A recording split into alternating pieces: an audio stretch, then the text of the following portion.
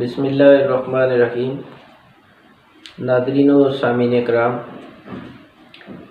آج کی جو گفتگو ہوگی وہ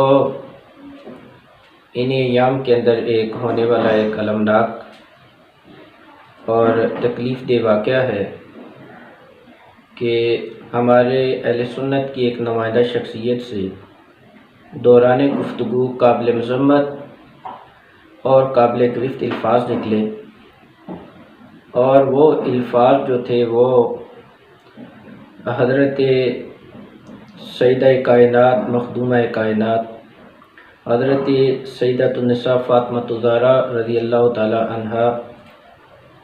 آپ کی شخصیت کے حوالے سے تھے، اور چونکہ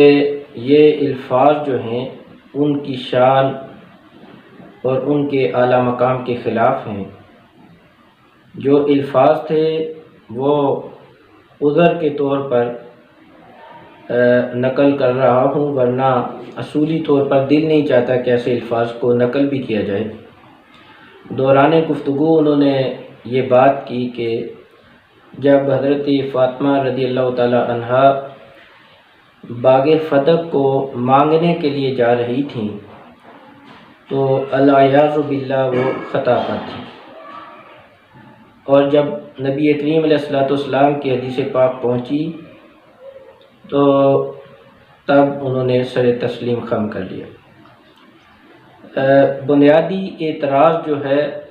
جو قابل گرفت لفظ ہے، وہ مطلق خطا کا اطلاق کرنا کسی اعلیٰ روحانی اور بڑی شخصیت کے لیے۔ اگر ہم قرآن مجید فرقان حمید کا مطالعہ کریں تو اللہ پاک نے قرآن مجید کے اندر مومنوں کو ارشاد فرمایا، یا ایھا الذین آمنوا لا تقولوا راعنا۔ جو لفظ راعنا ہے، اس کے استعمال سے اللہ پاک نے مومنین کو منع فرما دیا، حالانکہ بظاہر راعنا کے لفظ میں معنوی طور پر کوئی ایسی خامی نہیں تھی کہ جو بے ادبی کی طرف لے کر جاتی ہو۔ اس میں بے ادبی کا احتمال کیا تھا کہ یہ لفظ جب یہودی استعمال کیا کرتے تھے نبی کریم علیہ السلام کے لیے تو لہجہ تھوڑا سا بگاڑ لیا کرتے، لہجے کے بگاڑ کی وجہ سے چونکہ بے ادبی کا احتمال ہوتا تھا تو ایک صحیح لفظ بھی جس کا معنی غلط نہیں، اور صحابہ اکرام رضوان اللہ علیہم اجمعین جب اس کا استعمال کیا کرتے تھے تو وہ حسن نیت کے ساتھ، اور راعنا کا مطلب ہوتا ہے ہمارے ساتھ رعایت فرمائیے، مہربانی فرمائیے، لیکن چونکہ لہجے کے بگاڑ کی وجہ سے رعینا بعض اوقات وہ دوسرے لوگ بدنیتی کے ساتھ کیا کرتے تھے، تو اللہ رب العزت نے ایسے لفظ کو بھی روک دیا کہ اے مسلمانوں تمہاری زبانیں رک جائیں، اندہ راعنا نہیں استعمال کرنا،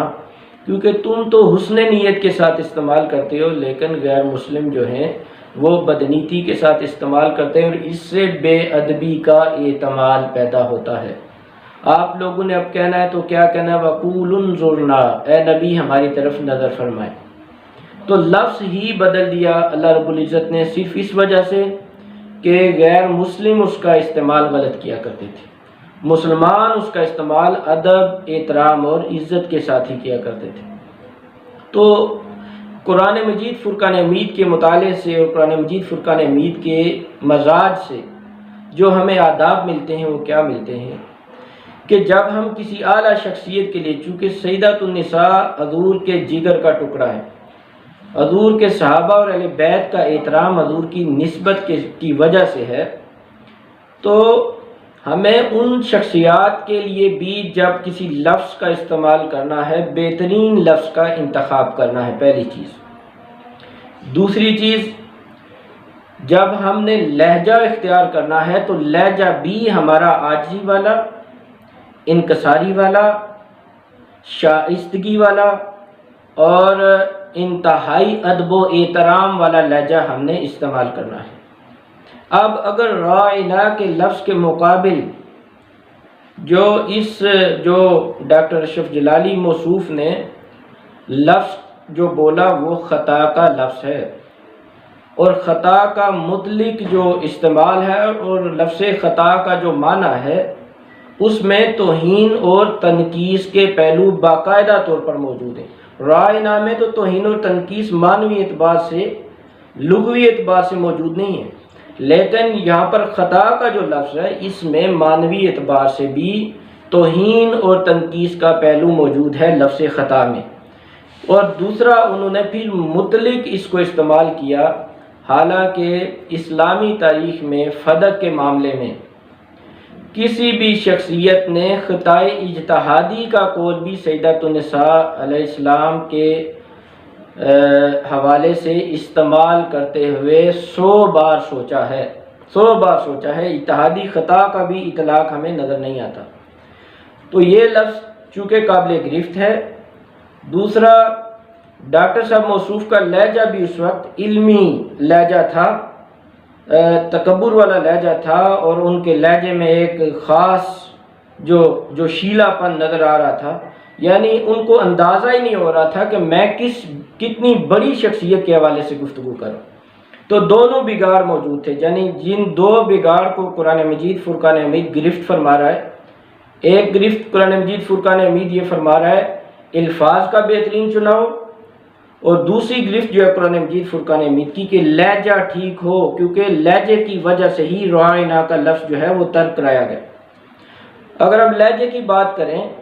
تو جو دوسری آیت مبارکہ ہے حضور علیہ الصلوۃ والسلام کے آداب کے معاملے میں، یا ایھا الذین آمنوا لا ترفعوا صوتکم فوق صوت النبی، اپنی آوازوں کو نبی کی آوازوں سے اونچا نہ کرو، وہاں پر بھی لہجے کی ہی بات ہے۔ تو دونوں چیزیں ان کی قابل گرفت تھی۔ مجھے اچھا ماحول بھی یہاں پر بہت نظر آیا، اور اچھے ماحول کی باتیں کیا تھی کہ جب ان سے یہ غلطی ہوئی، یہ کوتاہی ہوئی، تو بہت سے اچھے علماء نے ان کو بڑے اچھے پیرائے میں، کئیوں نے عاجزانہ پیرائے میں، کئیوں نے مؤدبانہ پیرائے میں، بڑے اچھے پیرائے میں ڈاکٹر صاحب کو مشورہ دیا کہ ڈاکٹر صاحب یہ لفظ آپ کے لیے ٹھیک نہیں، سیدۃ النساء کی ذات والا صفات اتنی بلند تر ہے کہ ایسے لفظ کا استعمال سوچنا تک بھی نہیں چاہیے۔ ہمارا تو ایمان اور عقیدہ ہے کہ ان کے وسیلے سے اللہ ہماری خطاؤں کو معاف فرماتا ہے۔ تو ان کو بہت زیادہ مشورے بھی دیے گئے، اور ان کو توبہ کا اور رجوع کا مشورہ دیا گیا، بڑے اچھے پیرائے میں بڑے اچھی شخصیات نے ان کو دیے، لیکن شاید وہ علم کی رو میں بہہ گئے، وہ سوز و ساز رومی تو نہ پیدا کر سکے، اقبال کہتا ہے، لیکن پیچ و تاب راضی والی منزل پر چلے گئے، اور آگے ہی بڑھتے گئے، آگے ہی بڑھتے گئے، آگے ہی بڑھتے گئے، اور آج ایک دکھ اور کرب کا منظر ہے کہ اس شخصیت کا ہمارے نزدیک کسی قسم کا بھی کوئی عزت اور احترام کا رشتہ نہیں رہا، اور لوگوں نے پھر جو ان پر زبانیں کھولی، جو کچھ بھی ہوا، جو کچھ ہو رہا ہے اور جو کچھ ہوگا، افسوس کے ساتھ کہنا پڑتا ہے کہ ان سب چیزوں کے ذمہ دار وہ خود ہیں۔ پھر اتنی اعلیٰ شخصیت پر اس لفظ کا اطلاق کرنے کے بعد انہیں اندازہ نہیں ہو رہا کہ میں گستاخی کا ایک اتنا بڑا دروازہ کھول رہا ہوں کہ اگر علمی اختلاف کو سید صدیق اکبر رضی اللہ تعالیٰ عنہ اور سیدۃ النساء سلام اللہ تعالی علیہا، اگر ان دونوں کے علمی اختلاف کو اگر آج نعوذ باللہ خطا سے تعبیر کر دیا جائے تو پھر پتہ نہیں خطا کے ہزار ہا دروازے کھلیں گے۔ پھر حضور کے قابل قدر اور قدر و منزلت کے حامل صحابہ کرام رضوان اللہ علیہم کے ہر علمی اختلاف کو نعوذ باللہ خطا کے ساتھ تعبیر کر دیا جائے گا، تو بہت بڑی ان کی غلطی ہے۔ ہم عقیدہ اہل سنت کے حوالے سے میں تو ایک چھوٹا سا طالب علم یہی کہنا چاہوں گا کہ ہم باادب لوگ ہیں، حیا والے لوگ ہیں، ہم ولیوں کا حیا کرتے ہیں، ہم صحابہ کا حیا کرنے والے لوگ ہیں، اہل بیت کا، انبیاء کرام کا، صحابہ کرام کا، اور اللہ تعالیٰ کی تسبیح و تنزیہ کا اقرار کرنے والے لوگ ہیں۔ ہم ہی وہ لوگ تھے کہ جن کے حوالے سے ہر فرقہ ہماری طرف ہی مڑ کر دیکھتا تھا کہ واحد فرقہ ہے کہ جس میں گستاخی کا پہلو نہیں. اور اگر ہمارے ہی فرقے کا ایک بہت بڑا عالم، اب میں نام نہاد عالم کہوں گا، نام نہاد عالم اگر اٹھ کر ایسے کام کرے گا تو یہ جمیع اہل سنت کی بھی بدنامی ہے. پھر ان میں ایک علمی استکبار بہت بڑا ہے کہ 90% اس ٹائم اہل سنت کے علماء ان کو مشورہ دے چکے ہیں کہ آپ رجوع کر لیں، اور یہ یا تو ان پر الزام تراشیاں کریں کہ وہ رافضیوں کے ہاتھوں میں کھیلنے والے لوگ ہیں، جن میں بہت سی اعلیٰ شخصیات بھی ہیں جن پر یہ الزام لگایا جا رہا ہے اور ان کو اندازہ نہیں ہو رہا کہ الزام لگانا کتنی بری بات ہے. ایک تو اس طرف ایک یہ معاملہ ان کا جا رہا ہے، دوسرا وہ علماء حق کو، اتنے بڑے بڑے علماء کو علمی یتیم کے لفظوں سے تعبیر کر رہے ہیں. اللہ تعالیٰ انہیں ہدایت نصیب فرمائے اور بارگاہ سیدہ کائنات سلام اللہ تعالیٰ علیہا کا ادب نصیب فرمائے. اللہ ہمیں ادب والا بنائے. اللہ ہمیں بے ادبوں سے کروڑ ہا میل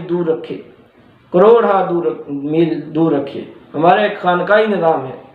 اور خانقاہ میں سب سے زیادہ جو چیز سکھائی جاتی ہے وہ ادب سکھائی جاتی ہے. تو یہ عرض کریں گے کہ اللہ انہیں رجوع کی توفیق عطا فرمائے اور کامل توبہ کی. وضاحت نہیں ہم ان سے مانگ رہے، تعویلیں نہیں مانگ رہے، ہم کہہ رہے ہیں کہ آپ رجوع فرمائیں. اب چونکہ وہ بار بار بہت سی ان کی گفتگو میں جگہ جگہ وہ فکر رضا اعلیٰ حضرت عظیم البرکت حضرت امام احمد رضا خان بریلوی رحمۃ اللہ تعالیٰ کا جگہ جگہ یہ پرچار کرتے ہیں کہ میں فکر رضا کا سب سے بڑا پرچار کرنے والا ہوں اور ان کی فکر پر چلنے والا ہوں. میں انہیں کی روشنی میں صرف ان کا فتویٰ، چونکہ وہ اتنے بھاری لفظ ان پر اب اعلیٰ حضرت کے فتوے کی وجہ سے آ رہے ہیں کہ بندہ حیران رہ جاتا ہے کہ فاضل بریلوی لفظ خطا کے مطلق استعمال کے حوالے سے کیا کہتے ہیں. وہ فرماتے ہیں 11ویں درجہ صحابیت میں متأخر صحابی معاویہ بن ابی سفیان رضی اللہ تعالی عنہما کے محاربات بین الصحابہ میں خلیفہ راشد سے کیے جانے والے مطالبات کو مطلقاً خطا کہنا، جس طرح انہوں نے کہا نعوذ باللہ خطا پر تھیں، ہماری گرفت بھی اسی پر ہے. ہم یہ کہنا چاہتے ہیں کہ سیدہ کائنات کے حوالے سے اتحادی خطا کا قول بھی بڑا مشکل ہو جاتا ہے، تو مطلق خطا کا قول کہنا اور مولا علی کے مقابلے میں صحابہ کو محض خطا کار کہنا، یہ کیا ہے؟ اس کی کیٹیگری کیا بنتی ہے؟ یہ کس زمرے میں آتا ہے؟ فاضل بریلوی کہتے ہیں پہلی چیز کیا ہے؟ یہ طعن ہے، یہ صحابہ پر طعنہ زنی ہے. ڈاکٹر صاحب صحابہ تو پھر 11ویں درجے کے صحابہ کو اگر ہم محض خطا کا لفظ کہہ دیں تو یہ طعنہ زنی بن جائے گی. تو سیدہ کائنات تو پھر وہ ہستی ہیں کہ جن کا احترام سیدنا صدیق اکبر رضی اللہ تعالیٰ عنہ سے لے کر 1.25 لاکھ صحابہ کیا کرتے تھے. آپ نے ان ساروں کی روحوں کو ٹھیس پہنچائی ہے، آپ نے طعن کیا ہے اعلیٰ حضرت کے فتوے کی روشنی میں. دوسری چیز بے ادبی ہے، فاضل بریلوی کہہ رہے ہیں. تیسری چیز کار فجار ہے. چوتھی چیز گستاخی ہے. یہ فتوے فاضل بریلوی کے آپ پر لگ رہے ہیں، افکار رضا کے لگ رہے ہیں. سنیت سے خروج ہے. ڈاکٹر صاحب جب تک آپ کامل توبہ رجوع نہیں کریں گے آپ کو کوئی سنی نہیں کہے گا. جہنم کا کتا ہونا ہے، یہ فاضل بریلوی کے لفظ ہیں. اور رافضیت ہے جو آپ فتویٰ دے رہے ہیں کہ آج جو لوگ میرے پیچھے پڑے ہیں وہ رافضی ہیں. فکر رضا کی روشنی میں ذرا ایک دفعہ دیکھ لیں کہ جو بندہ بھی حضور کے کسی بھی صحابی پر لفظ خطا کا مطلق استعمال کر رہا ہے وہ رافضی ہے. آپ خود کو ذرا چیک کرنے کی کوشش کریں. ان کی خطا کو خطائے اجتہادی کہنا ہوگا. یہ 11ویں درجہ صحابیت والوں کے لیے قانون بنائے کہ تاکہ شرف صحابیت اور محفوظ عن الخطا کا لحاظ رہے. زبان بند رکھنی ہوگی، کف اللسان کرنا ہوگا ان کے معاملے میں. جب بھی ذکر کرنا ہوگا خیر سے کرنا ہوگا. آپ سے پوچھنا چاہیں گے آپ نے سیدۃ النساء کا ذکر خیر سے کیا ہے، نعوذ باللہ، لفظ خطا کا مطلق استعمال کر کے۔ اور پھر جو آپ نے اپنی طرف سے رائے قائم کی کہ جب وہ مانگنے جا رہی تھی تو خطا پر تھی، مشاجرات صحابہ میں آپ نے ایک رائے قائم کر دی، آپ جج بن گئے کہ وہ نعوذ باللہ خطا پر تھی، استغفر اللہ، اور مطلق خطا کا قول کیا۔ اعلیٰ حضرت کی ذرا رائے سن لیں۔ کسی کی جرأت اور جسارت اور مجال کیا کہ مشاجرات صحابہ میں اپنی ذاتی آراء سے تعویل کرے۔ آپ نے ذاتی آراء سے تعویل کی، آپ نے اعلیٰ حضرت گولڈوی پر بھی الزام لگایا، لیکن انہوں نے امکان خطا کی بات کی ہے، انہوں نے بھی لفظ خطا کا مطلق استعمال نہیں کیا، امکان خطا کی بات کی ہے، اور آپ مان بھی گئے کہ یہ لفظ میرے ذاتی ہیں جو میں نے اس کی تشریح میں کیے ہیں، یہ آپ کی تشریح اور تعویل ہے جو آپ نے ذاتی طور پر کی ہے، ذاتی آراء سے آپ نے تعویل کی ہے۔ وہ فرماتے ہیں کہ ایسی ذاتی تعویلات ہمیشہ مردود اور باطل قرار دی جاتی ہیں۔ ڈاکٹر صاحب، فکر رضا کی روشنی میں آپ کی یہ تعویلات مردود بھی ہیں، باطل بھی ہیں۔ ہم آپ کو مشورہ دیتے ہیں